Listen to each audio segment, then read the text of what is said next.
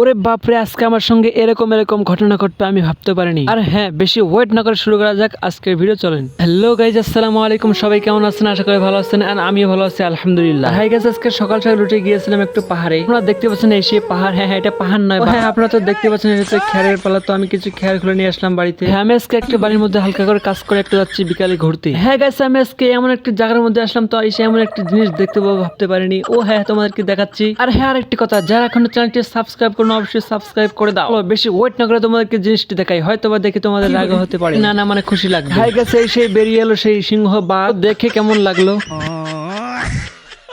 ওরে বাপরে, দেখে তো আমারই ভয় লাগছে। না মানে হালকা করে একটু মজা করলাম। হাই গেছে, আমি আজকে সারাদিন কোনো কাজ নেই, তো বিকেলে ঘুরতে বেরোনো একটা ছাগল নিয়ে, মানে ঘাস খাওয়ানোর জন্য। হ্যাঁ, আমি আজকে মনে ভাবতেছি মানুষ কেন ঘাস খায় না, ছাগল কেন এত সুন্দর করে ঘাস খায়, বাপরে কিভাবে ঘাস খায়। হ্যাঁ, তাই আজকে আমি মনে ভাবতেছি আজকে আমি নিজেই ঘাস খেয়ে দেখবো। বেশি ওয়েট না করে কিছু ঘাস নিয়ে খেতে শুরু করলাম। বাপরে, এই পরিমাণ স্বাদ কেন? তাই তো বলে ছাগল এত মজা করে ঘাস খায় কেন? ঘাস তো খাচ্ছে ভালো লাগতেছে। হ্যাঁ, হঠাৎ করে দেখে আমার গলার মধ্যে সব ঘাস আটকে গেল। আর হ্যাঁ, আর একটা কথা বলি, কেউ এরকম ভুল করিয়েন না, ঘাস তো মানুষের খাদ্য নয়। তো হ্যাঁ, সবাই ভালো থাকেন এবং লাইক দিন, চ্যানেলটি সাবস্ক্রাইব করে দেন। বাই, আসসালামু আলাইকুম। দেখা হবে অন্য ভিডিওতে। বাই।